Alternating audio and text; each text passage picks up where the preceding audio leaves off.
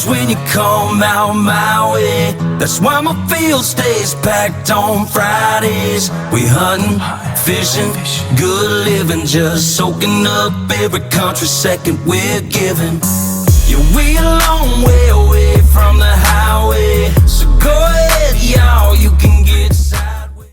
Hey, it's Laura and Justin, the Old Boots podcast. Today we're doing our version of Taxi Cab Confessions. Or what is that what it's called? Taxi Cab Confessions? Taxi Cab Confessions, Ford Ranger Confessions, whatever you want it to be. Yeah, so a lot of folks have been asking us to talk about ourselves, so we're going to start with Justin. Today it's going to be the story of Justin Kelly. Oh, yeah. Who everybody knows owns the Dairy Queen in Gray. Yeah, so, we're going to save the best for last. We got Miss Laura is going next week, and we're going to get her life story, but I figured we'd do this like a story. We're going to start here at Dairy Queen, and then yes, ma'am. And then the story is going to end at Dairy Queen. I'll wrap it all up right there for you at the end, and it'll be interesting, I promise. I think it's going to be fun to find out about Justin and where he came from and what he did, but the most interesting thing that I want to know right now is here we are at Dairy Queen. We just pulled up. You ordered yourself an unsweet tea with extra lemon or something. Yeah. And you gave him your credit card. Yes. You cannot get your own drink free at Dairy Queen? Even me, my friends, everybody, we all pay for our meals. My wife pays for her meals. We all pay for our meals at all of our businesses, no matter what. We just do that because you don't want anybody to think that it's okay to be eating for free or drinking for free. So So if you go to Dairy Queen and you see Justin in line at the drive-thru, then just know he's going to pay for his food. Yes, and I might even pay for yours if I see you behind me. All right, so I met you when you bought the Dairy Queen. I met you in 2020. You bought the Dairy Queen right in the middle of COVID. Right, as a matter of fact. Weird times. Weird times. And then we started hanging out, doing Miracle Treat Day together and all that kind of stuff. But where did you come from? I mean, where were you born in Georgia? I was born in Georgia. I was born in Bibb County, the good old medical center down in Bibb County. And my dad was in the 82nd Airborne, and him and my mom got married, and we moved. This is, everybody wants to give you a rags to riches story. I'm not at the riches, but I'll give you like a paper towel to the rags story today. Okay. All right, yeah. So we moved over to when they took me home from the hospital. That was on Dixie Avenue in Macon, Georgia. Where is Dixie Avenue? Dixie Avenue, off of Houston Avenue. Okay. I've always been told, even when I was growing up, when I was a little boy, which I'm 38 years old, so when I was a little boy, I can remember my grandma saying, this used to be the ritzy part of town, real nice, and I could just remember her saying that kind of stuff, and but then it come to find out, I don't, for the last 40 years, it hadn't been the ritzy part of town. It hasn't been the ritzy part of town. Just so you know, there's a Jones County sheriff about half a mile down here. Gotcha, okay. Because I saw him. Gotcha. So we'll give him the peace sign when we go by. So you lived in the ritzy, not so ritzy section of town when you were born. Right. So we, they took me home to Dixie Avenue. We were hanging out over there. My dad got out of the Army. He served his 4 years. My mom was, back then, she, stay-at-home mom. And, when I was about 3 years old, that my dad, he was working at, it wasn't Blaylock Snapper back in the day, I don't believe, but it was the Snapper store in Macon. Okay. And then he got a job at Robins Air Force Base. And when he got that job at Robins Air Force Base, we was moving on up. Moving on up. To the east side. Because, everybody knows if you can get a job at Robins. That's right. Then that's everybody wants that job. Everybody. That's a good deal. Yes, everybody. So he got that job and we moved on up. We were living in a, when I say Dixie Avenue, we went home to my grandmother's house that had a mother-in-law suite built to the side of it. And we were staying in that mother-in-law suite. So in other words, we was living at grandma's house. Okay. And then So, and I'll have some pictures and stuff we'll be putting on the show here, and I'll show you where we are, where that was at. Then we moved on up. My dad got that job, and I can remember my mom. When it was time to go to elementary school, my mom got a good job. She worked at the food fair.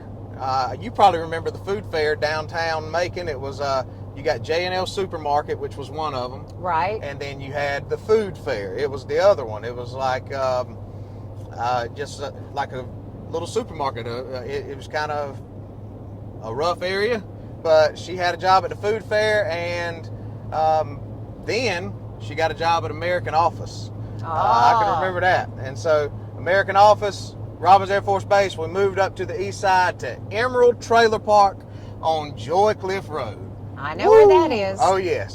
So Emerald Trailer Park, when you go all the way to the bottom of Emerald Trailer Park, and we'll actually include some pictures of this too, but all the way to the bottom, all the way in the very, very back of Emerald Trailer Park, that was where our trailer was. And I guess, and we can it's just everything we go look at today is going to be dilapidated. It's because this was 40 years this was ago. 40 years ago, or 35 years ago, and then that was, like I say, on DC Avenue. It was already a rough kind of area, and then Emerald Trailer Park was it was pretty ritzy back then, and there's still some good people living in there, but some of the houses are still the 40-year-old trailers that were there when I was there. So Right. some of them are kind of in rough shape, and some of them are nice. There's some new ones down in there. But anyway, moved into Emerald Trailer Park, started at Mattie Wells School, Mattie Wells Elementary School over on 49. We went through the second grade over at Mattie Wells. My mom got a job at Geico. So my dad's still at Robins Air Force Base. My mom gets a job at Geico. And it's time to move on up again. Again. Woo! It's time to move on up. I'm in second grade. It's about halfway through second grade. I remember I started at Gray Elementary at the second half of second grade. So after Christmas, I went to Gray Elementary. And we had moved over to Sand Creek Trail. Once again, that double wide is dilapidated. It has been crushed, and another trailer has been moved in. So I'm not even able to show you where that was at. But, everything is just, when we move out of it, I guess it crumbles. It just crumbles. So, Don't move out of the house you live in now. I got to stay there. No, I got to stay there. So, went to Gray Elementary, went through middle school at Califf Middle School. Yes. Califf Middle School turned into the 9th grade academy, but for those of you that don't know, Califf Middle School was a super, super old school here in Gray. It was actually our black high school during segregation. And that school still stands today, but they're not using it for anything, but it's still standing down there off of Dolly Street and that area down in Gray. So, Right, downtown Gray. yes, and so that we went to Califf Middle School. Now that's not a middle school anymore. We split up to 2 middle schools, but back then the entire county used 1 middle school. So you got to meet some people, and then went to Jones County High School, and then Yay, Greyhounds. woo, go Greyhounds! Jones County High School. 9th, 10th, 11th grade, I played football. And that was under Coach Jeff Lee, and just a great guy. I actually got to catch up with Coach Lee up at the Georgia football game last year. I thought I saw a ghost. And it's crazy. These coaches, they can remember everything. All the players. The players, the plays, the everything. It's a little cold in here. I'm going to cut the air down. But they remember, like, situations in the games and stuff. And I'm like, wow, he was coming up with all that stuff. But I'll get off that subject, but went there, and then my senior year, Coach Lee left, and I was a little disgruntled a little bit about it. Didn't want to, play for anybody else. Coach Lee, I became the first Jones County High School mascot. Oh. Okay, and that was my senior year. Instead of playing football, I was the mascot. And back then, that first year, it wasn't a cheerleader thing. It was throw it in my truck and show up at the game thing, right? But I had to promise the Touchdown Club that I would pay for it because we talked them into buying it. And back then, 2004, I think that thing was like $1,500 or $2,000 way back then. And so every game, I had to sell game programs, the program when you come in. Right. And, you know, with me, I try to do anything I do, I try to do it the best it can be done. And I couldn't do flips and all that kind of stuff, but so I tried to be like the local celebrity, Hootie the Hound, okay? So Hootie would do autograph signing. I would sign every one of the books for people when they'd buy it from me. I was going to business openings and ribbon cuttings and stuff like that. And it was just me doing that. Nobody asked me to do that. It wasn't a requirement to be the mascot. I just did it. You just did it to get Yes. the money back for what they paid That's for the right. suit. Exactly. And I'm sure you were having a pretty big time too. Yes. So, you know, you got to go pretty much anywhere that you wanted to, on the field, off the field. You can kind of be somebody that you're not in that suit. Yes. I mean, because, you know, it's almost like a shield. You're not, I don't know, you can be somebody different, you know. So I was a kind of an outgoing, funny person, and I've always been a bigger guy. So it was a 250, 300 pound greyhound. And ever since then, it's been a tiny, tiny human in that suit every year. Yep. And matter of fact, they just renamed it. They just bought a new one, and they asked the school and polled the school what they wanted to name the new mascot, and they went back with Hootie the Hound. Oh, And, good. Yep. Hootie was my nickname in high school, and it just kind of worked out. So I'm glad to know that you have a nickname, so Hootie, Hootie. because Yep. wow. I don't know why that come about. I think it was Todd Hartley. He is the coach of the Georgia Bulldogs. He actually coaches the Bulldogs now. He is coaching the tight ends. And I believe he started calling me Hootie. I don't know how or why or whatever, but I think if I had to pin it on somebody, it would be him. Then, of course, he also had Belly. People called me Belly. And that was, people still see me in town and like, what's up, Belly? And that's usually Somebody from high school. somebody from high school or somebody's parents from high school that know me from then, you know. And then it kind of turned into Jay Kelly later on. So you life. graduated in what year? 2004. 2004. Yep. I graduated in 2004. Got saved in 2004. That's a big moment. Yes. So I got saved. I can remember it was the first Sunday of the month in April of 2004 because that's when they had Sunday night church at the church I went to, World Vision, which later turned into Real Life. But I got saved that night, and I didn't just walk up there and just do the whole little thing that, you know, some people do it and they don't never really change anything. It kind of it was a pivotal moment in my life. I mean, it changed so much. I mean, I was my friends kind of was like, man, you know, I didn't want to party hardy too much anymore, and you know, that lasted all the way through my, you know, college years. You know, some of my lifelong friends, I didn't really hang with them a whole lot in college, and that, you know, because I wasn't partying. I was taking things serious in college. I went my first 2 years to Georgia Military College in Milledgeville. I graduated there with an Associate's of Business Marketing, and I graduated in 06, did it in 2 years, and during that time, I worked at a wheel place. People probably remember it, but it was Wheels in Stock. It was a lime green building down on Gray Highway, almost to Spring Street.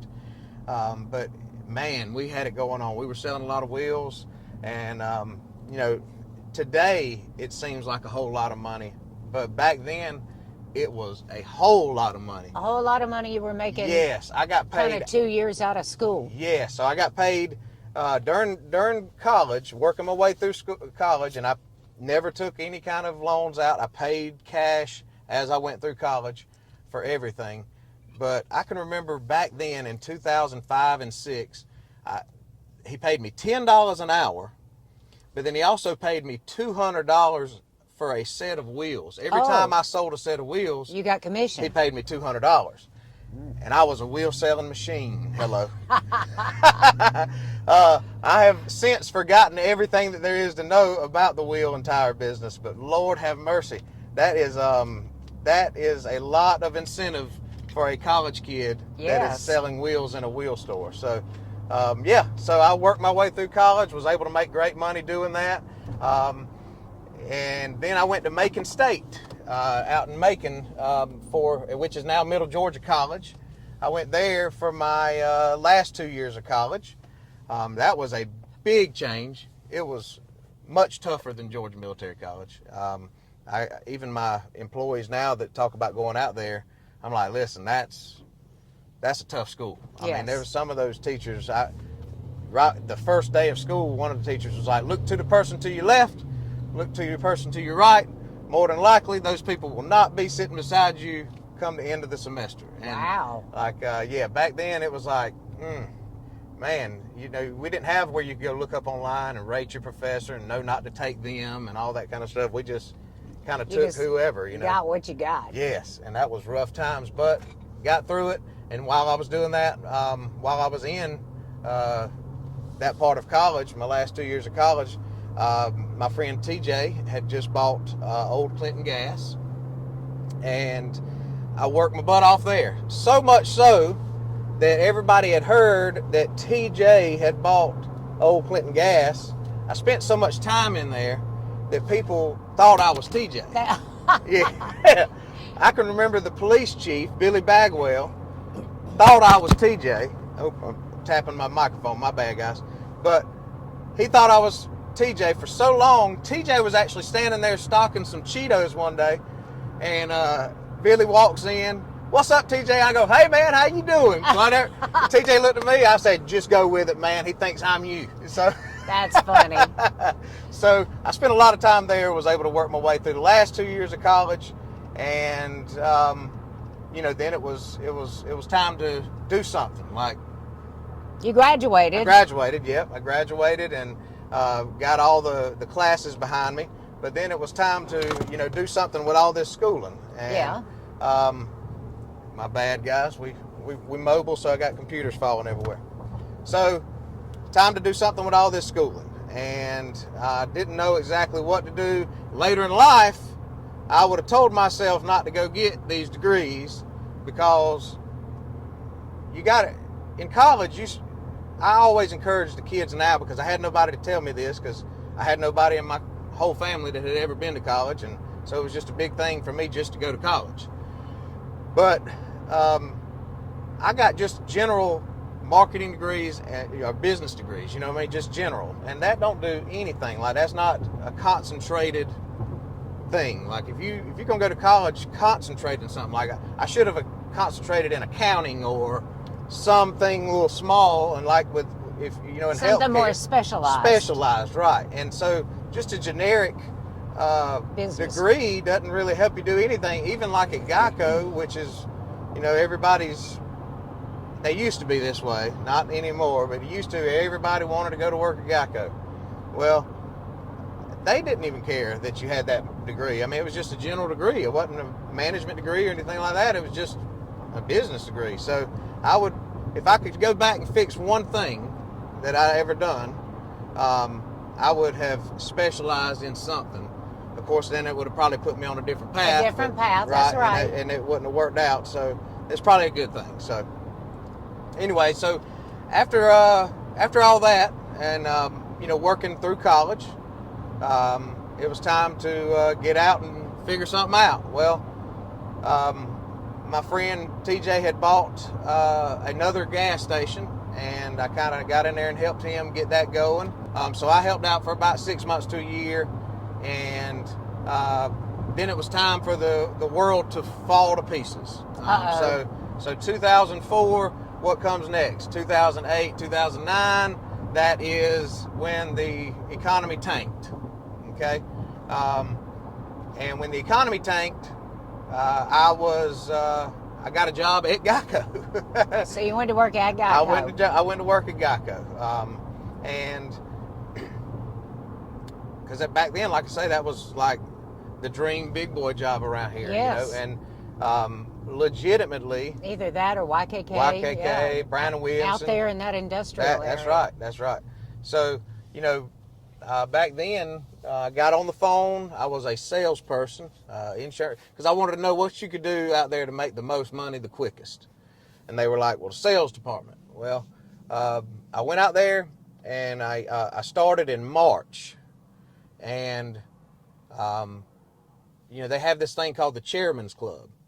And the Chairman's Club is if you sell a certain amount of policies in a year, you make Chairman's Club. Well, I mean, there's usually, back then there were 6 to 10 people in sales that would make it every year out of several hundred salespeople that were there all year long, okay? I started in March. And when did you make Chairman's Club? I made Chairman's Club by the end of that year. So I started and made Chairman's Club my first year, second year, and third year on the phone. Of course you did. Yes. Because you're driven. And hey. And competitive. Competitive. And I met some of the greatest people out there that I still talk to today. A lot of them have moved on and started their own businesses and doing different things. And they were motivated individuals.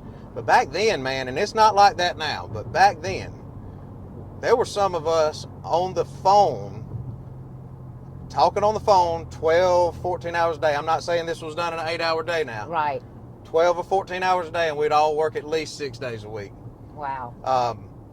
But there were some of us making $150,000 a year on the phone at Geico. I mean, they were people that, even when I left Geico, they were still doing that kind of money.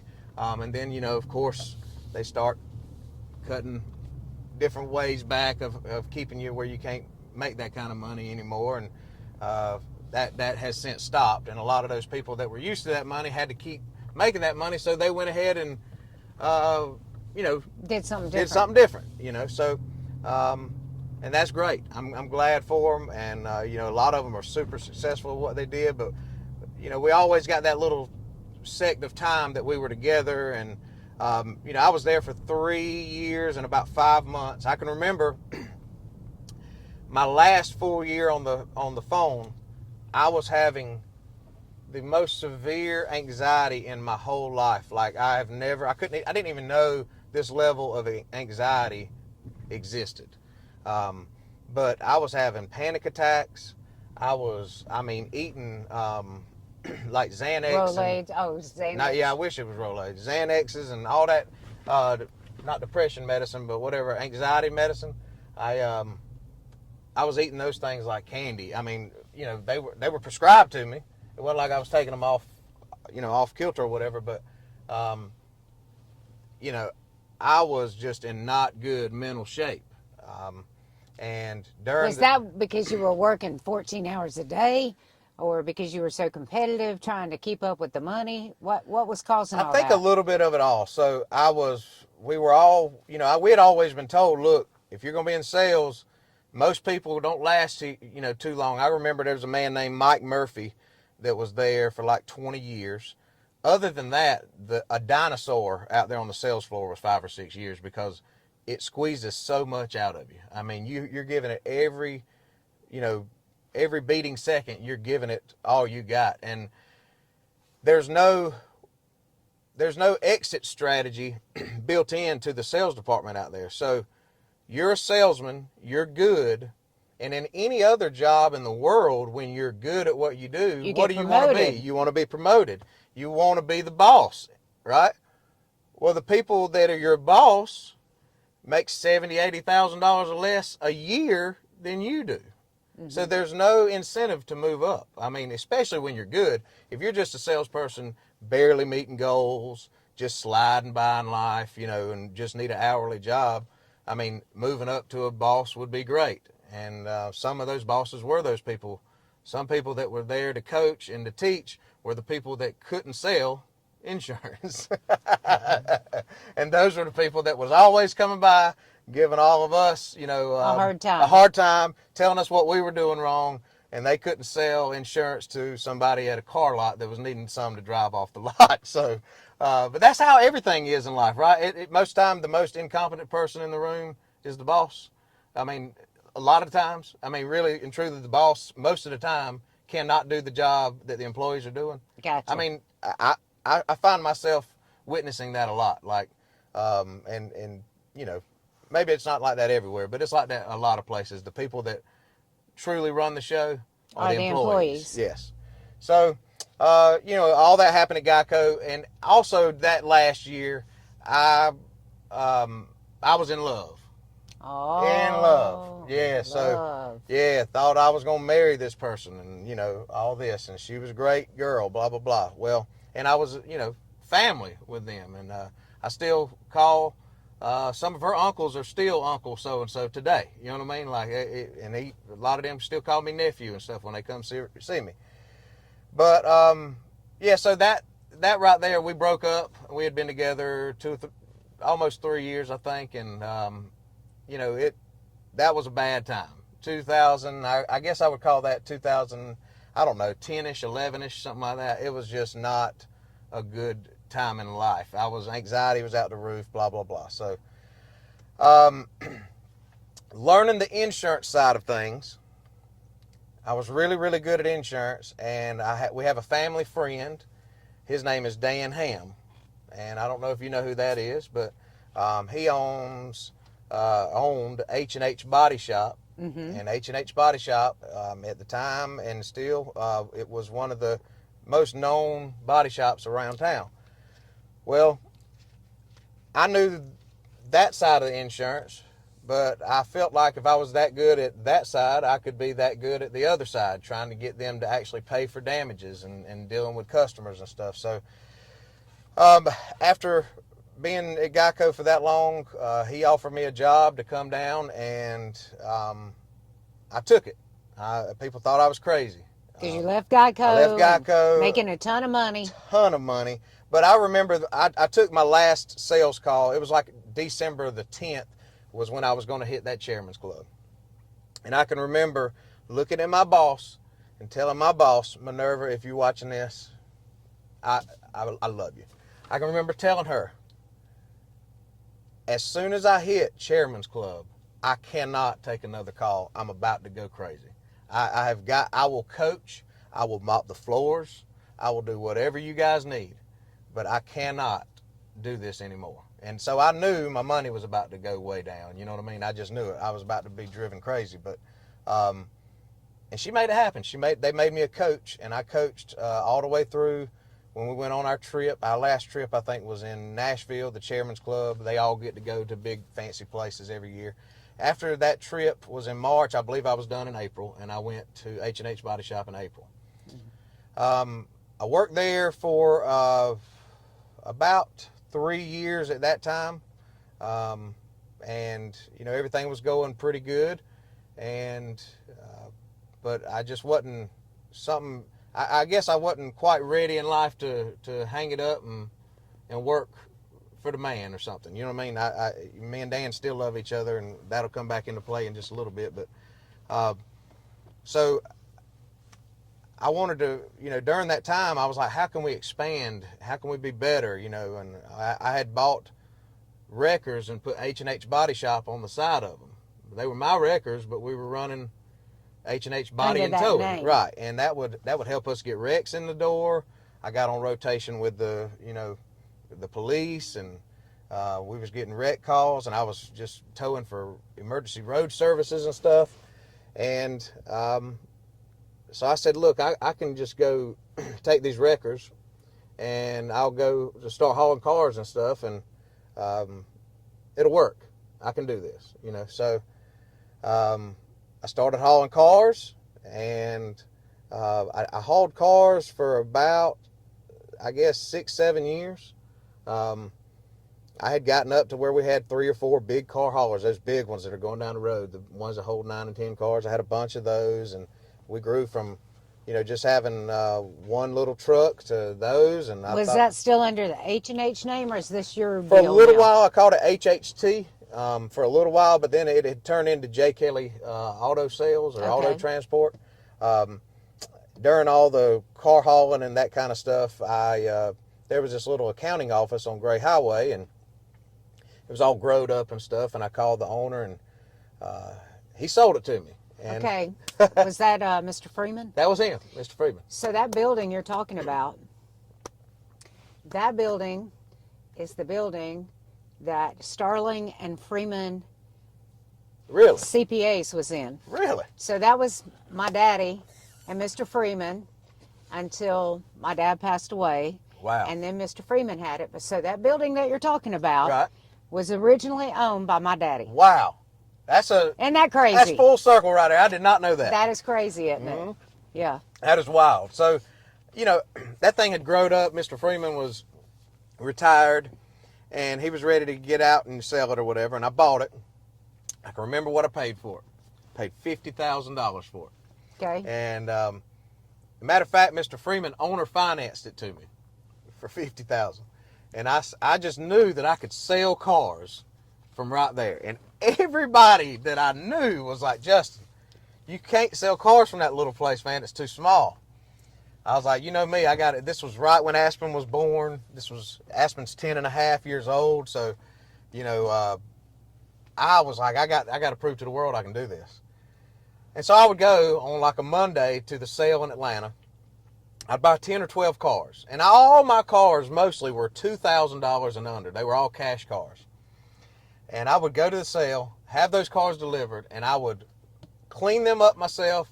I would polish them up, whatever. If something needs done, I would send it to a shop or whatever needs done to it. And I was the salesman as well, the finance man, the everything. It was a one-man show. And I would sell every single one of those cars every week. I mean, like, I would sell 8 or 10 cars every week. And, I mean, there's big boy car lots in town that wish they could sell 8 or 10 cars in a week. But I learned real quick, I am not made for the car business. The reason why is because you've got to be able to enforce what you've got on your paperwork. Does that make sense? So, you go buy something, like with me, I was selling $2,000 cars.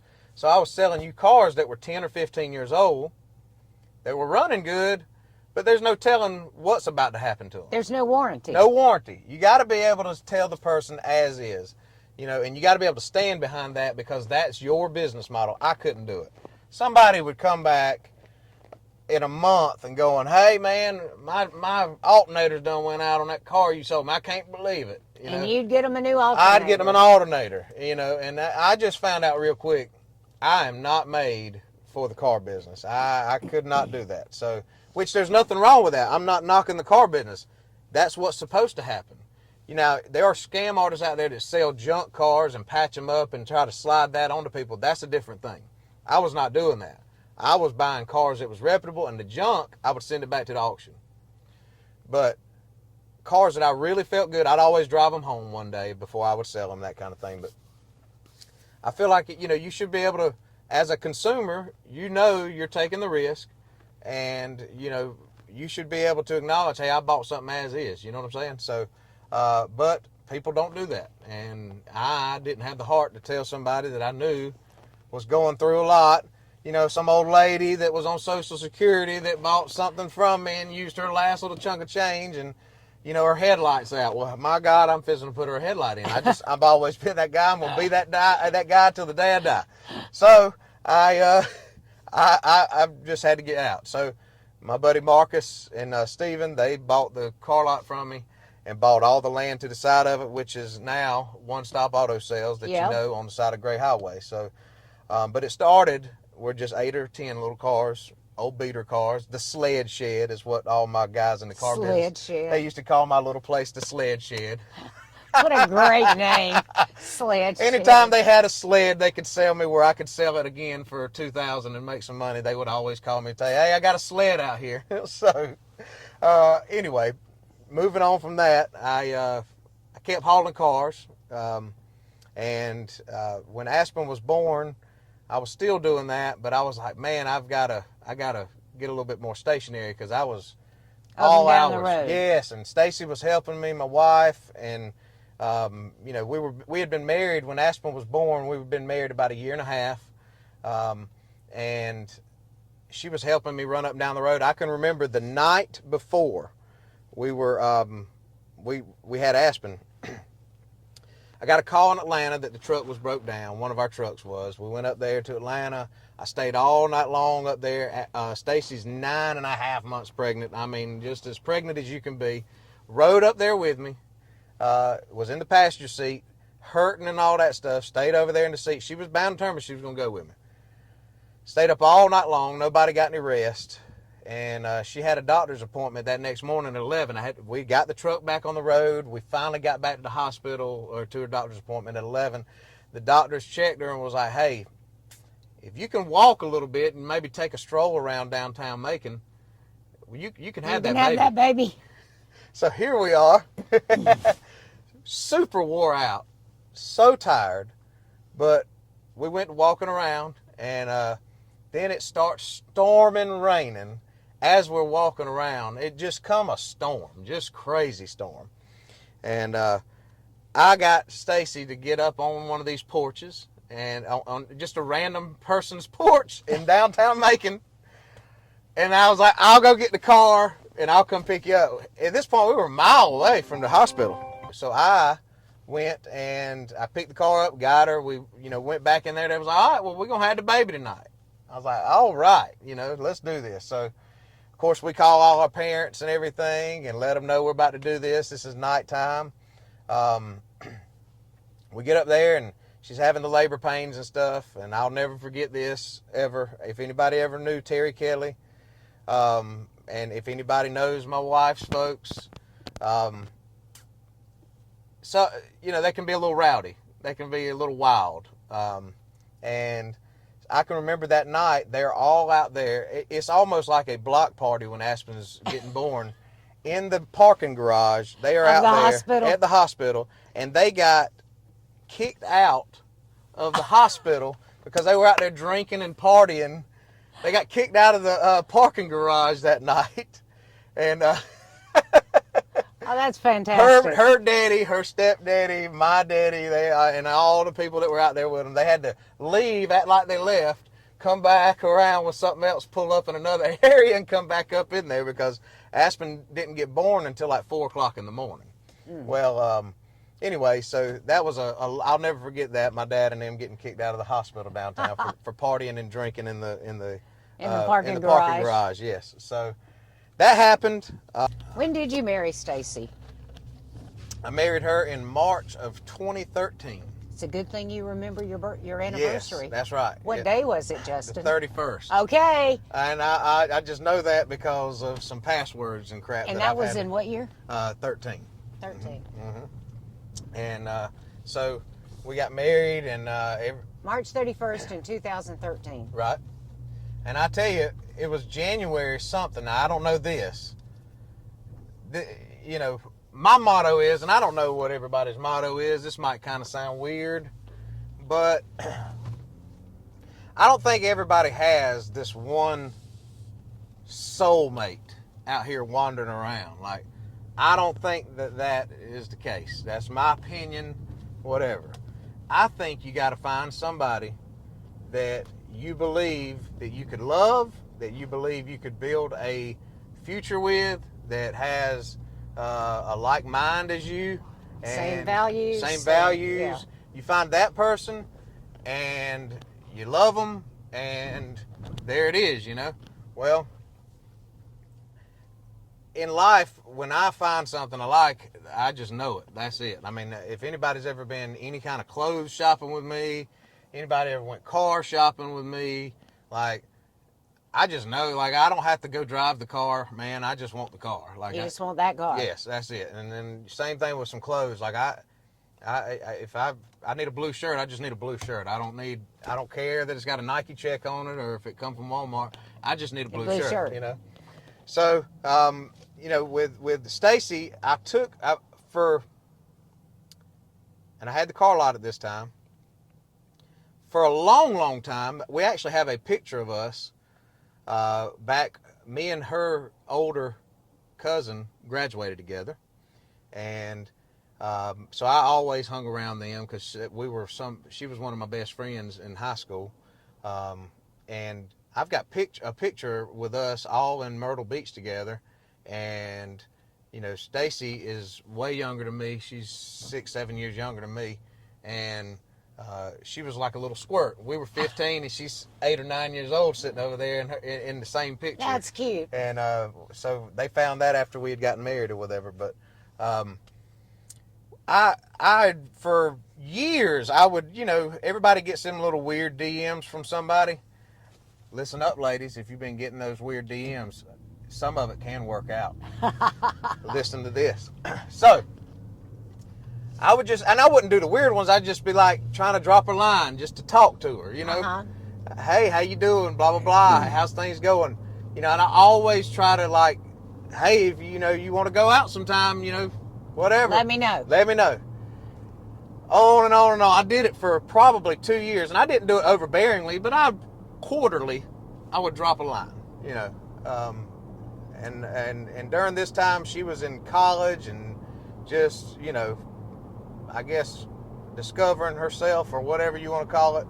So she wasn't messing with me, But 2 years, you pursued couple her. years. Wow. And even toward the end of those 2 years, this is kind of what started it. I had the car lot. I saw she was in a wreck, and she had totaled her car out. Oh. And I was like, I messaged her. I was like, well, because she worked at Zaxby's in Warner Robins and lived in Jones County. That made a lot of sense, didn't it? So, anyway, she passed 10 Zaxby's to get to that Zaxby's. Anyway, that's beside the point. She needed a vehicle, and I knew that. And I was like, hey, I got a car lot. If you need something to drive to kind of figure things out or whatever, I'd be glad to loan you a car. Anyway, so I loaned her a car. And I thought, sure enough, she's taking the car. She's going to go out with me. No. She was dating the boy that run another Zaxby's out in Warner Robins. Not her Zaxby's, but another one. She was dating him, and she was going to see him in my truck. And so I was like, man, I can't win. I can't even get the girl to go out with me. And she's in my car, And then so fast forward a little bit, and like I say, me and her cousin, and she kind of lived with her cousin on and off a little bit growing up. And me and her cousin was tight, and her uncle, who she was really close with, liked this truck I had bought. I had bought a brand new Harley Davidson F-250, and which he bought from me later in life. He loved that truck so much he had to have it, But I bought me a brand new Harley Davidson F-250, and he was like, he told Stacy, listen, he got that real nice truck. He's doing all these things. You need to really just think about going out with him, And at this point in time, I owned a house. I was a homeowner, but I lived in this little apartment thing. Billy Bagwell owned it, the police chief. I was renting my house out to the music pastors at my church. And I was just a single guy, so I moved and was renting this thing from Billy Bagwell in the backyard of his house. And so I didn't have no fancy house to take her back to, but I sure had a nice truck to do it with, So anyway, he talked her into going out with me. This was January, maybe 5th, 6th. We all go out. We always talk about this. We go to the bowling alley out in Milledgeville. And then we go to eat at the Iron Bone, which was in Gray, which is where the Frog is now. Right. We go to Iron Bone Steakhouse, and we just have a good time, blah, blah, blah.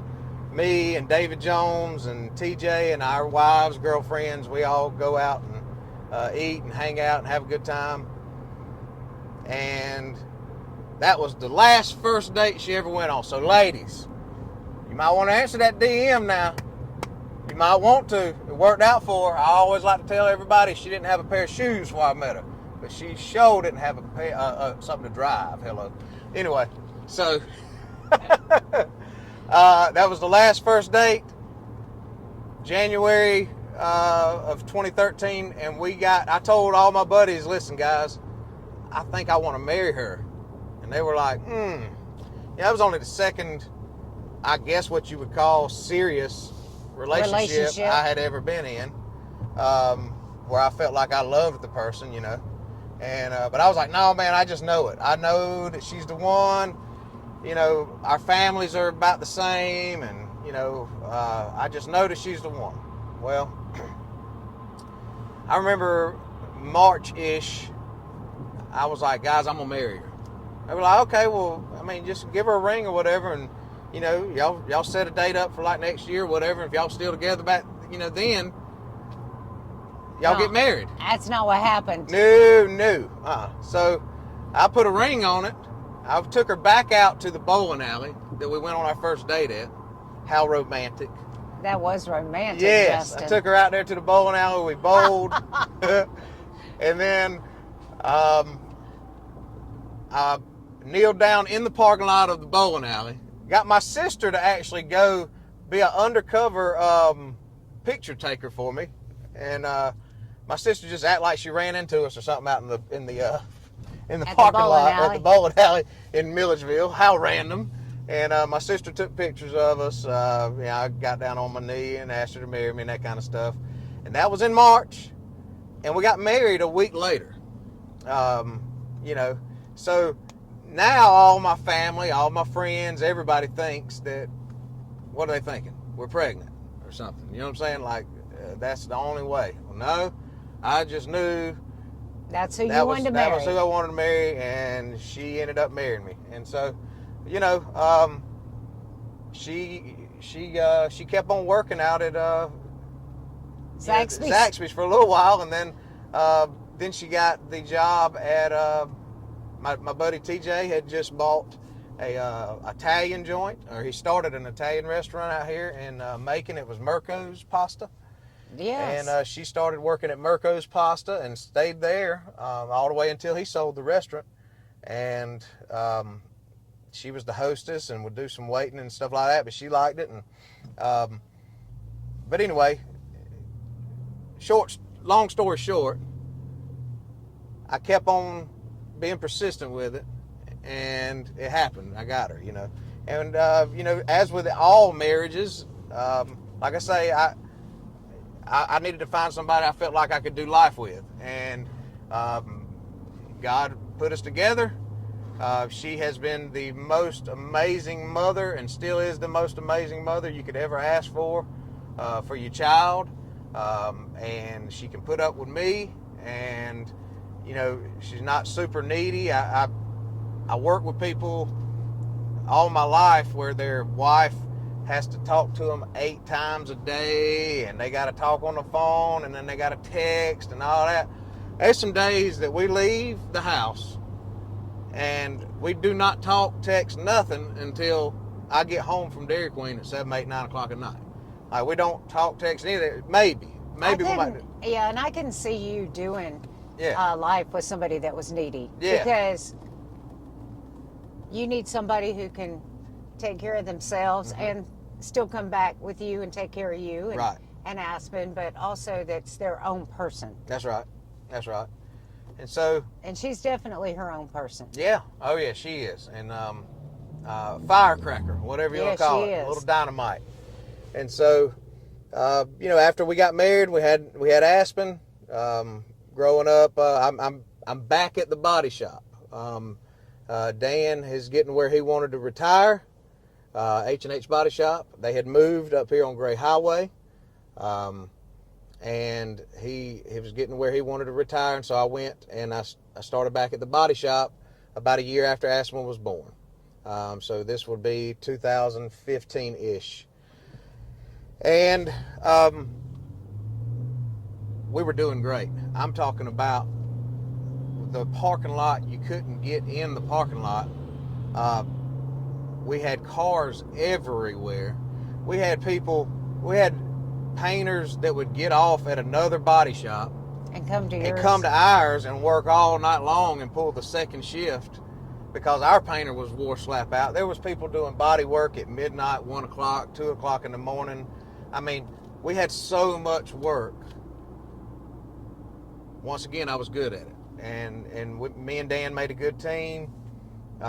Millie come in and, was keeping us straight with paperwork. But, I was very good at what I did. I enjoyed every minute of it.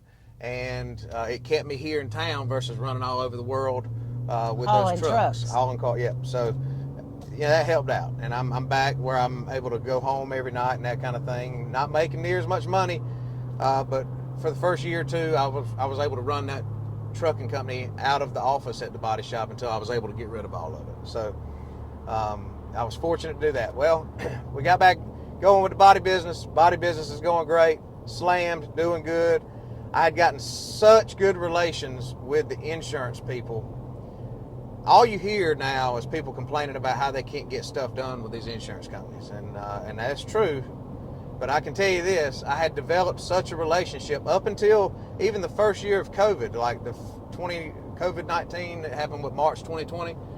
That was a weird little time, but I had a great relationship with them all the way up until 2020, where if I needed something, all I had to do was take a picture of it and send it to the adjuster, and they would approve it because they knew that I was not going to try to rip them off. If I said it needed it, then they would go with it. And I had such a good relationship with all of them. I had never been caught doing any kind of, fraudulent thing, so they knew they could trust me, And so we grew that thing big, big, big.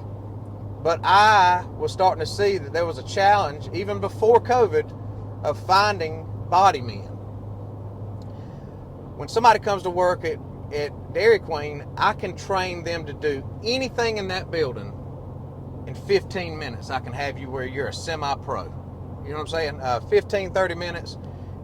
Any task in the building, I can have you where you kind of feel okay with it and I can walk away from you. You know what I'm saying? Mm-hmm. In the body business, there's no technical schools around here anymore teaching that kind of stuff. I mean, there's parts replacers, but there's not body men, and you got to have a body man.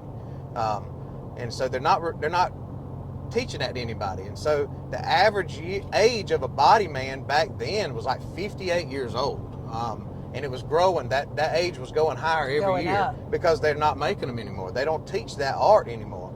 And so I started seeing that it was hard to, find help. And I had just kind of made up my mind. I was like, self, this is not what you want to do. Where you would be in 20 years. That's not what I want to do. Yeah, that's not. I knew it. So, I originally went back because I wanted to buy it, but then I had made my mind up, a year or two before I left, probably 2018, 2019, I had made my mind up. That was not what I wanted to do. With that body man shortage, I just said, hey, I got to find something that I want to own my own business. I want to run my own business no matter what it could be, and that I could make an impact. And so for the last 2 or 3 years, and I'll show this video, this part of the video in the podcast, but can you remember going up through Gray on the corner of the bypass where they put that bypass in, and there used to be a big rock painted red, white, and blue, and it said Jim on it? Yep. Okay? All right, everybody called that Jim's Rock. Okay? And I would go there, and I've never told nobody this. I just got to think about this last night, talking about what I was going to say, but I've never told anybody that I did this. I only think my wife knew that I was going to do this. But I would go where that rock is, and because my buddy TJ owned that corner, and I knew it was going to be something big. I would go to where that rock is. I was like, Lord, please, if it's your will, help me figure out a way to put something on this corner, no matter what it would be. If it was a wheel shop, if it was a tire shop, oil change, food, restaurant, whatever, help me figure out what I can do right here on this corner when he develops this corner, so I can have my own business. You know what I mean? Because that was my goal. And I used to go pray about every other day at least, probably 3 or 4 times a week for sure. For a couple years, I would pull up to that rock and I would pray. And I'll show you where that rock is in just a little bit. Coming back to you on that. We're fixing to pull up at the trailer park. But I would pray. And during that time, me and TJ, we knew that Gray didn't have, the food choices were slim to none. Yes. You know, and even though there was just say you had 8 operating restaurants, well, 7 of them kind of don't even try, and then one of them ain't really that good anyway. You know what I mean? Like there was nobody really knocking the cover off the ball. So I was like, man, we need a good franchise. So I, got on the horn with everything you could think of in the food business. Texas Roadhouse, all the way to the Wild Wing. I got on the horn with. I got all the way to the 6th round with Chick-fil-A. They have like 10 or 12 rounds you go through, and I got through to the 6th round, but they wasn't interested in our location, so that location didn't pass, and it wouldn't pass with a lot of franchises. I mean, most of the franchises, when they found out what we wanted to do and where we wanted to put it, they were like, "Ain't nobody. We're not letting you put that in that town. That's just not gonna. That town can't hold us. You know what I mean? It can't support our franchise." So, and then some of them wouldn't even talk to you. We would get them on the phone, and they were like, "Oh, you guys don't have any. You might have the finances, you might have the resources to get it done, but you don't have enough traffic. You don't have enough traffic, or you don't have enough experience." They wanted experience. There's a lot of restaurant chains that if you don't have experience, they won't even talk to you. Mm-hmm. And so I can remember what sticks out to me there was a chicken place out in Arkansas that was blowing up. Me and TJ had discovered it. And it was blowing up, and I was like, man, we need a good chicken joint. I mean, we had, when I was in high school, we had Zaxby's, and, it was great and all that kind of stuff. But I think, as with anybody, if you got 30 or 40 locations under you, you can't be as good as you once was, So, there was this chicken place blowing up in Arkansas, and I was like, man, that's what we need. We need another, chicken joint. I mean, I felt like I could do it better than anybody was doing it. And it had some great sides on it. It had, ice cream and stuff. I mean, Zaxby's has got milkshakes and stuff now, but this was this was 5 years ago. Before they were way ahead of their time. Right. And me and him both felt so good about that's what I ended up pursuing. I remember we go through all the rigmarole of, getting the site approval and all this kind of stuff. And then when we get to the, where it's time to make something happen, I didn't have restaurant experience. And so they wouldn't do it. And TJ didn't have restaurant experience, and they wouldn't do it with us. And so that was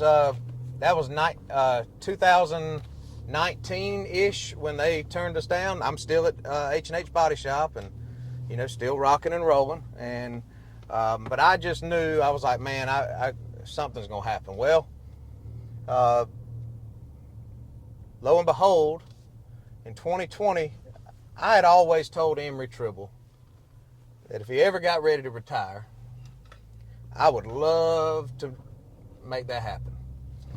And Corona happened, COVID-19, whatever people want to call it. That happened, and that was March of 2020. And that took the world, it turned everybody's world upside down. It did. And some people were ready for it, and some people were not. And people who were ready for it capitalized greatly. Like Chick-fil-A, they were ready for it. Because they knew how to do a drive-through. They knew how to drive through people, and they knew how to do it in mass quantities. And they adapted to it, and their sales didn't go down. Their sales actually went up during COVID. But some places,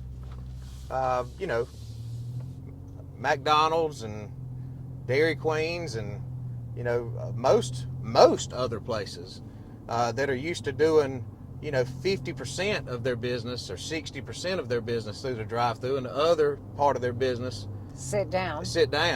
They're used to handling business like that. Well, that takes them by storm. They don't know how to efficiently do that. So it kind of gets everybody was in a whirlwind, and nobody knew how long this was going to go on. And it was just turning into a headache, and I knew it had turned into a huge headache for Emory. But Emory one day mentioned that he was interested in selling that Dairy Queen in Gray, and I knew I couldn't do it by myself. It wasn't the busiest or near about the busiest in the country, but it was not the slowest either. I would say it was probably in the top 50 Dairy Queens out of 5,000. I mean, it was in the top 90 percentile of the stores. You know what I'm saying? So it wasn't a cheap thing to undertake. But I remember, TJ didn't want nothing to do with no restaurant, nothing to do with it. But because I felt like I could do it, he believed in me, and we made it happen. I mean, we went in and bought the Dairy Queen, and that happened in November of 2020. November 16th, 2020 was the first time it was actually ours.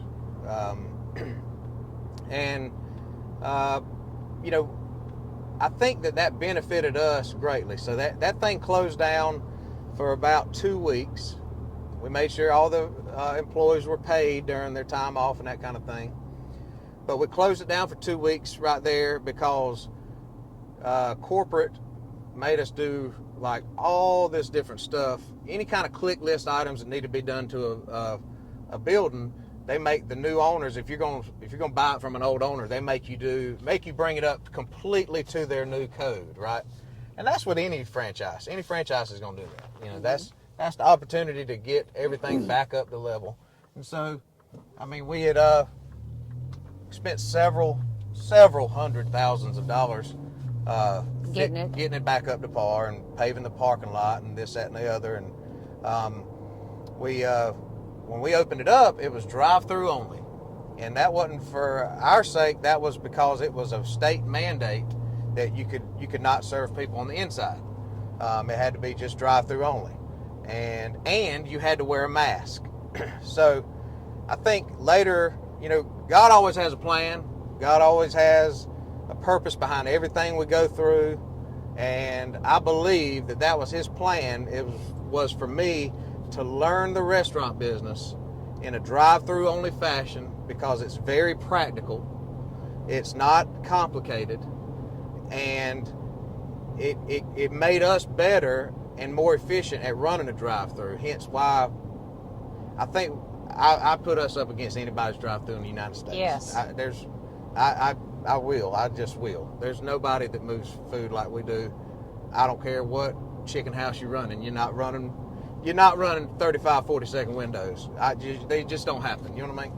So, but I attribute that to we learned the business under drive-through only circumstances. So we got so good at it. And we were wearing those daggum masks. And it wasn't because we wanted to, it was because we had to. It was state mandated that if you worked in the food business, you had to wear a mask. And so we were all in there, and even though we were inside only, we were still masking up, and all that kind of stuff. And we got really good at that. And then come March, I can remember the mandate. The governor, it was coming on like the 15th, March 15th-ish or something that following year of 2021, where they lifted the mandate that you had to be closed on the inside, and they lifted the mask mandate too, all at the same time. But we had gotten stuff from corporate going, hey, we don't advise you to do that, But my people were ready to knock the door down. I knew that some parts of the country went to their basements, but some part of the country did not. And Jones County did not go to the basement. But we were having to go through these acts just like the rest of the country were. And so we opened it up in March. Nobody has anything to do because everything's shut down. So it is the hangout. I mean, we are the only place in town that are open on the inside. I think maybe the Waffle House did it, but you had to sit every third, booth and glass, all, plexi. Right. I did not do none of that. Like, we gonna open up. We're gonna be open. Yes, we're gonna do it. So we opened it up. We was at full capacity, and I can remember people getting so angry with us about that. And that was in March, and I can remember starting back with the school year of March in 2021. Something that they had to stop because of COVID was the prayer breakfast at Dairy Queen on Wednesday mornings. And I wanted to start it back up. And it was COVID. I didn't... There were some people that was in the Board of Education that was completely against that. They said that I was having super spreader events. I even watched a meeting, one of those board meetings, because they Zoomed everything because you couldn't go to them. And I watched them. I was like, what does my prayer breakfast at Dairy Queen got to do with this school? Nothing. It don't have anything to do with this school system. You know what I mean? And so I can remember the community. That was the first time the community, we had a combined effort, I guess you would say. You know what I mean? The community got behind Dairy Queen on something. That was everybody was coming through and cheering us on because we were the new all-stars in town. Everybody was so supportive of us through 2020 and 2021. They saw we were trying our best. I used to go out there and take free ice creams to everybody because we could only move so fast. Right. And they would get just free ice cream for hanging out in the drive-through line because we didn't have tablets. There wasn't none of that stuff back then. So the school board was mad that we were having, prayer breakfast was back. And we wasn't doing it with masks. And we had 100 youngins in there. And we were creating super... And I ain't saying everybody on the school board was mad. There might, the small voice makes the loudest noise. So, like, I had other school board people coming to me going, hey, that ain't me. That ain't us. That's just so-and-so. I was like, I know that. But we were bound and determined to have prayer breakfast. We had it. It started taking off hugely, and we still got it going today. That was a big thing. That was right when school started back. Then it was time in 2021 to have our first Children's Miracle Network Miracle Treat Day. That was my first time I'd ever had it. So that means that I actually didn't meet you until 2021. 2021, that's right. Because although I don't know if Emory did Miracle Treat Day in 2020. I don't know. Yeah, they didn't do it in 2020. I don't remember, but anyway. Yeah, that that had been taken away for a season, and I was like, I wanted to do something big, and Miss Emma, that was she was a cancer patient at the children's at the Beverly and Olson Hospital, but that one particular year, just so happened she was the face of the campaign for Central Georgia. Yes. And she died about a month and a half before Miracle Treat Day, because we did it later in the year that year. We usually do it in July, but that was like November, I think, yeah. And so, man, something was stirring in me. I was like, man, we gotta get something. We gotta do something big. And I remember just going out there and just blurting it out and saying, hey, we're going to raise $50,000 in her honor for Miracle Treat Day. Well, we ended up raising like $80-something thousand that year. And, I mean, that was a big thing. I remember it was huge. Yes, it was a Thursday. And then that Friday, we were presented the check at the football game. It was during COVID. People were still, spirits were down. Morale in our country was down. Morale in our county was down. And that was something that just stood bright. It was a bright thing, but it was so bright because it was during COVID and there was not any bright things happening at all. Like, there was nothing positive going on at all during those times. And that happened at a pivotal moment, I think, in history. And so, once you do something one time, you got to do it again. You got to do it again, and you got a little street credit then. You got a little street credit. So, when you go to talking to people about getting involved with you, the next go round, they all want to get involved. They're ready to, you know, help out. And so the following year, you know, we were on the radio and stuff and pumping it up, and we did 80 something more $1,000. And then the following year, 90 something thousand. And then this year we did 150,000. You know, that was been a big thing with Dairy Queen. But you know, Dairy Queen, having the Dairy Queen, we're gonna pull through the parking lot, and then I'm gonna take y'all down to the corner real quick where we used to pray. But having the Dairy Queen, I've always loved my town and loved people, and I would just assume if you need a pair of shoes, and I know that you need it, not using the system and like not being a moocher, but if I know you need my shoes, I will take my shoes off and I will give you my shoes, and I will go home barefooted. Yes. I am that guy. I've always been that guy. I'm tenderhearted when it comes to kids, when it comes to, you know, adults too that are just having a tough time. You know, I'm not about the laziness game now. If you're in a bad spot because you're lazy, coming to see me is not the person you need to come see, because you know, I'm gonna read your mail for you. Right. But you know, it's just having the Dairy Queen gave me a chance to be right in the heart of the city, right in the heart of the community.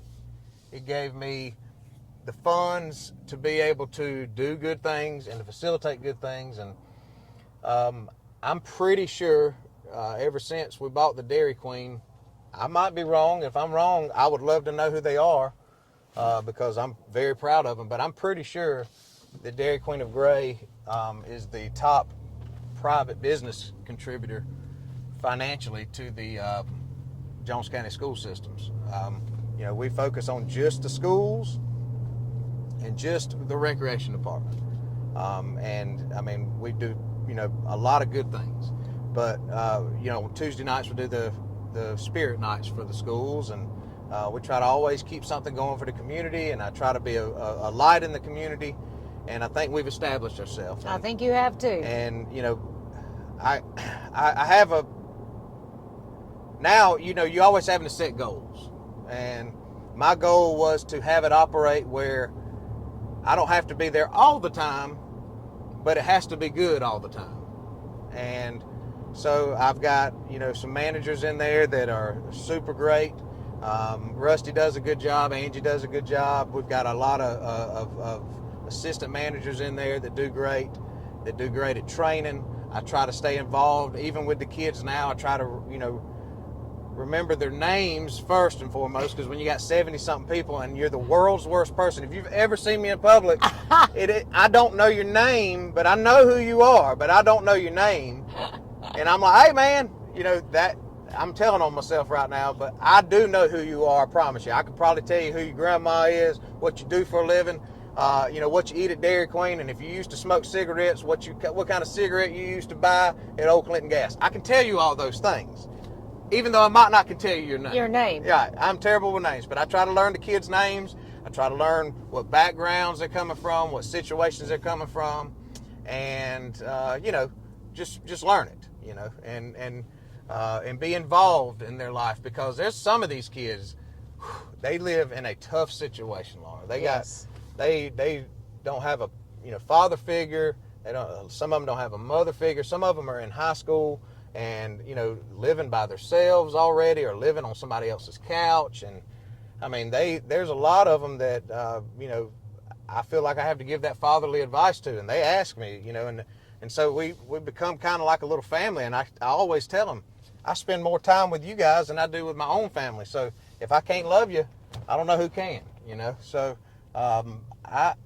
What a great person to work for. Hey, I try to be that guy. I want to be the guy that I want Aspen to work for. You know what I'm saying? Uh-huh. And I also will guard them and shield them from bad, just like they were my family. So, you know, somebody, you know, customers come in there and get crazy sometimes, and over nothing, you know. And I have thrown not many, but I have thrown in 4 years, I've thrown 10 people out of there for cussing or throwing food Or being ugly. Being ugly to my employees. Like, I mean, that ain't nothing I like, you know, enjoy or I'm bragging about or anything like that. But I'm going to. But you're going to take care of your Yes, people. I'm going. When you trust your teenager with me, I'm going to protect them, just like I'm going to protect my daughter and my wife. I'm not going to let nobody be mean to them. I'm not going to let nobody hurt them,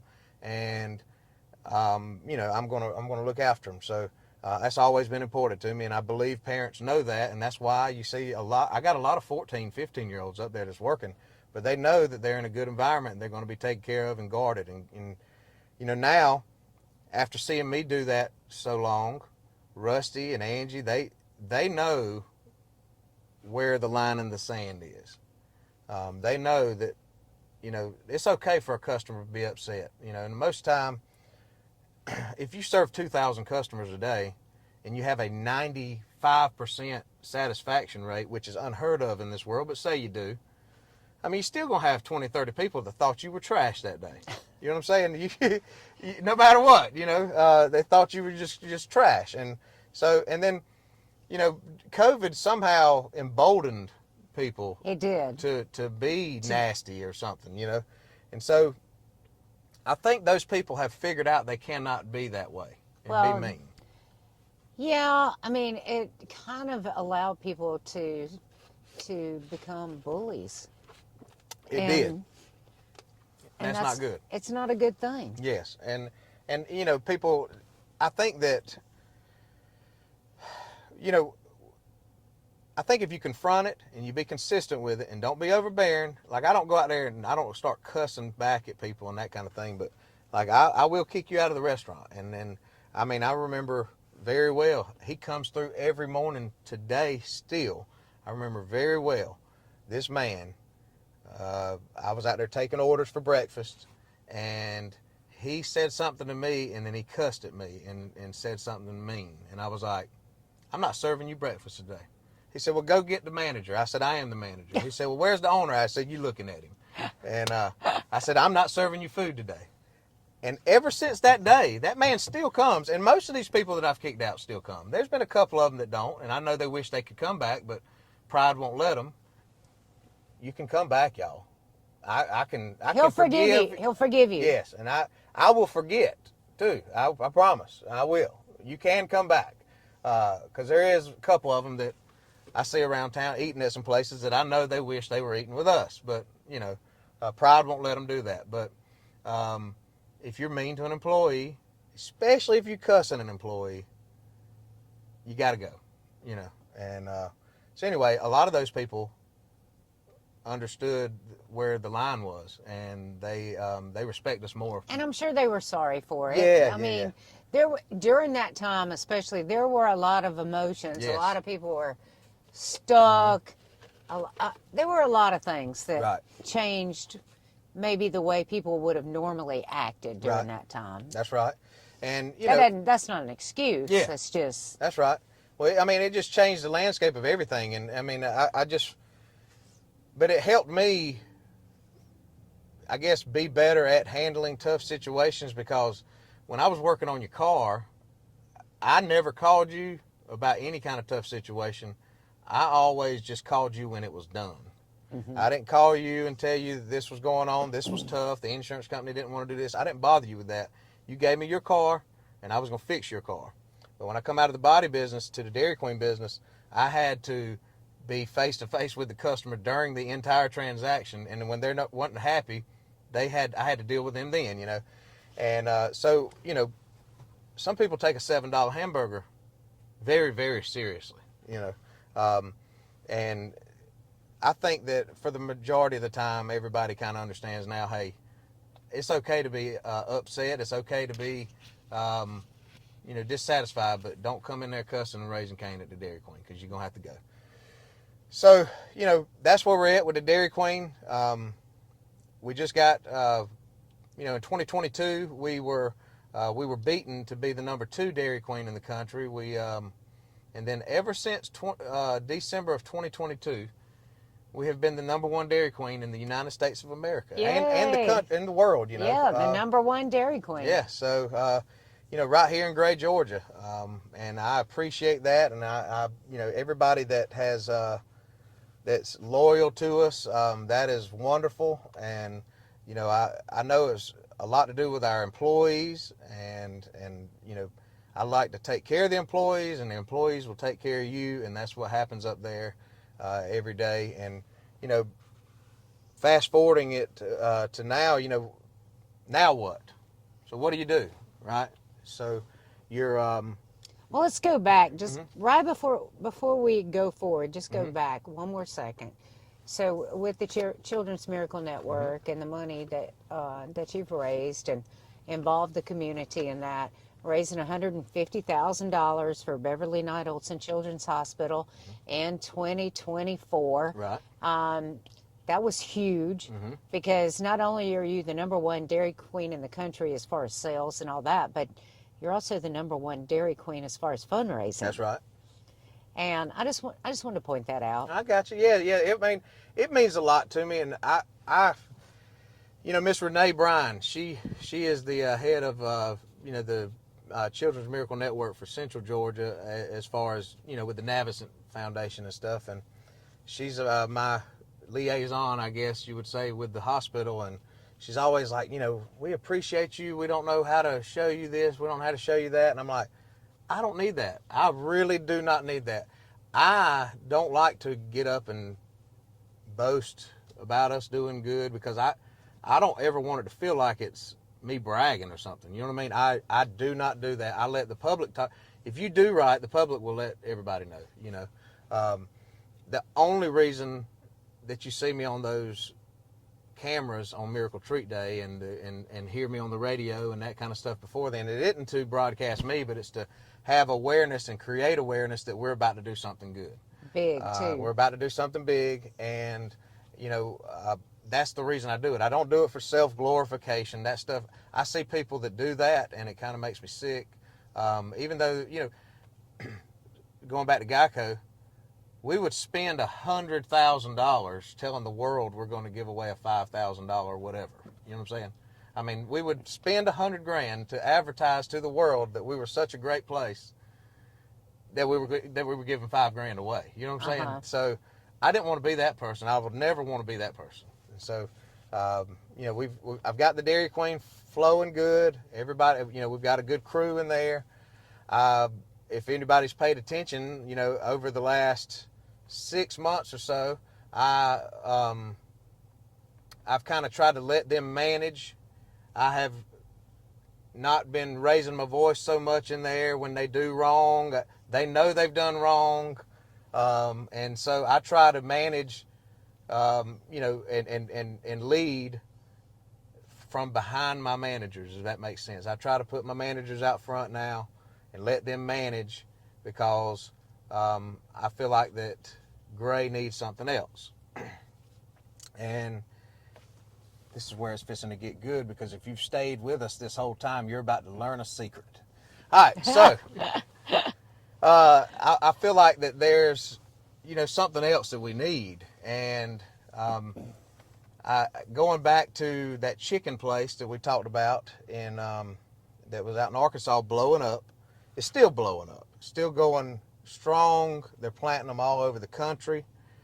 And I go back to them now that we've got the #1 Dairy Queen in the country. Now that you've got some experience. We got some experience. We go back to this company, and they're interested now. They want to talk, and they just don't let anybody in there, and they actually want to talk. So we fly out to Arkansas, and we go meet them and go to their home office, and they were like, they still didn't know about us, and they wanted to come see our operation. So they flew right down here, they flew all their senior leadership, their executives, all that. They flew all out here to the Macon airport.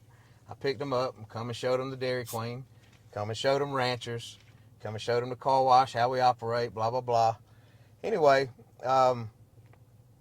they agreed that they would let us be A franchisee. owner. Yes. All right. So the only catch to that was I didn't want to just be a franchisee. I wanted to be a drive-through only franchisee, because if you see a lot of Chick-fil-A's are going drive-through only, a lot of Zaxby's are going drive-through only. I wanted to have a drive-through only store. And in their 500 and something stores that they have right now, they do not have that model. And I just kept pressing on it. And they wanted me to build like this big Taj Mahal country club style building. And I was like, we already own that building in Gray. We already have that business that requires 80, 90 employees. We already have that. That's the Dairy Queen, and that's going to always be the Dairy Queen. That is our town. Dairy Queen is our town, But if we're going to do this with you guys, it's got to be drive-through only. It's got to be. It's going to be the most efficient drive-through in the world. And I remember they sent another one of their founders, one of the people that started the company, flew back out here and drove out here to Jones County, and I brought him out here. And I want to show y'all where we're at. I'm going to try to turn the camera around here. I don't know if it'll let me. But I'll show you some video of it. But y'all remember I used to tell y'all, I told you about the rock. The rock that you prayed. Jimmy's yes. rock, right? Jim's rock. So I used to go to that rock and I would pray. Lord, let me do something here. Anyway, if anybody knows, and I'll push it on to the video now, but if anybody knows, we put Cercheros down on the corner next to Ranchers, and because we do need some dining options in town, and right next to it, in between Ranchers and Cercheros, is actually where Jim's Rock was sitting. I thought that I was maybe just trying to be sentimental about this about a month ago, but then I verified with my buddies, this is exactly where Jim's Rock was sitting, is where this new venture is going to be. Right exactly where that's it.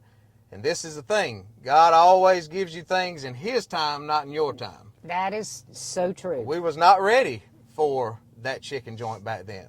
And He put me through a process of, He showed me how to run a drive-through. I had to go out there and go through all that, running a drive-through. I had to go through learning one of the most complicated restaurants, I believe, that you could possibly, fast food restaurants anyway. Maybe sit-down restaurants are a little harder, but we've got a very broad, big menu, and we have breakfast too. So, I mean, if you can learn to corral that up and to do that efficiently and fast, I believe that prepares you for it. So, in God's time, and God showed me how to do that stuff and took me through it and made me pretty good at it. And got me a good team under me where they're running the show, and I'm there. I can be there and go shake hands, kiss babies, and jump in when it's time to jump in. Well, right exactly where this rock is where our chicken joint is going to be, Miss Laura. And we've pulled out here on this area here. That chicken place is Slim Chickens. I looked at him in his eyes and I said, sir, I'm not boasting. I'm not being that guy. I said, but if y'all want somebody to figure out how to do a drive-through only for this country and for y'all's future developments, you're looking at the guy. I can do this. I will figure it out. It will be the very best that it can be. And it will run the same numbers as any kind of sit-down joint that you could do. And they said they were going to go back to Arkansas and talk about it. He didn't give me a yay or nay. Oh. And I remember I got an email that said, hey, it's been approved. It's all good to go. So we're going to be the first drive-through only Slim Chickens in the United States of America. We're bringing it right here to Landmark Point.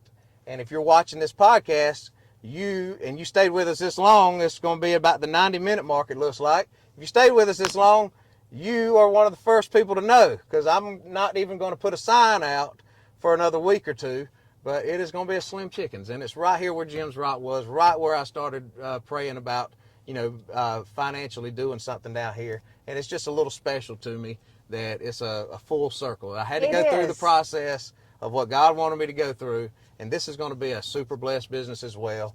It's already investing into our community. Already it's Slim Chickens. I believe in giving back and supporting things in our community, and we've already written checks, and people don't even know we exist. We're already on calendars throughout the county that's getting sent out this week. We're already committed to the Jones County Sports Complex. We've already committed to being a sponsor with the sports program through Jones County Schools. And I mean, anything to do with schools and kids, we're going to do it. And I'm going to figure out a way that Slim Chickens can also contribute on Miracle Treat Miracle Day. Treat I'm going Day. to figure out a way, because if, you know, if they can't eat down there that day, they might can come here and do something. So we will be operating by, it's the last Thursday in July is Miracle Treat Day. And we will have this up and going by then. There's not a doubt in my mind. We will be serving chicken on this corner right here before then. So, but hey, that's the story of my life. And So far. And you know, you guys wanted to hear it, and if you stayed this long, I appreciate you staying this long. I'm gonna try to edit a lot of stuff out and make it as short as possible. But next week we got Miss Laura, and Lord, does she have a story! I'm telling you, you've got she's met all these stars, done all these things with these stars. I've got one thing that she did with Kenny Chesney that I'm going to make sure she tells y'all about, which is amazing. And I think that you could write a book about Miss Laura. I think you could do you can make a movie about Miss Laura. Ah. She is you know, she's the very, very best at what she does. She's been doing it longer than I've been alive for the same exact station, and everybody gets to listen to her every morning. Riding to work, if you ride through Dairy Queen's parking lot, you get to listen to her on the radio, and I can't wait to give everybody your story. Well, I'm so excited to, because even though Justin and I spend a lot of time together and we've hung out a lot together, there are so many things that you told me today that I didn't know about you. Mm-hmm. So I'm so excited to learn some of this stuff. And I'm really excited about what is going to, you know, about Slim Chickens coming, about other things that you're going to do in the community, because you're 38 years old. Mm-hmm. Man, if I was 38 years old, Well, you got a lot more to do. well, we've got a lot to do, but I can't wait to give everybody your story next week. It's going to be a good one. Then we've got a lot of people that we've got lined up, some great guests. Mr. Lonnie with Bubba Grills, he's going to be talking to us. We've got later in the month, we've got Yes. yes, Yes, exactly right. yeah, that person. Yes, and so we're going. I ain't even gonna let y'all know about that. We're gonna let y'all find out about it. It's gonna be good. It's gonna be great. So, anyway, thank y'all for watching. Miss Laura, you got anything to say? No, thanks for watching. Thanks for listening. And I'm glad you got to hear a little bit about the incredible story of Justin Kelly. And like I said, I think you have many, many, many, many more great things to do, Justin. Well, I appreciate that, and as always, I'll end it with saying, if you can do something good, you should do something good. Y'all have a wonderful night. Love y'all.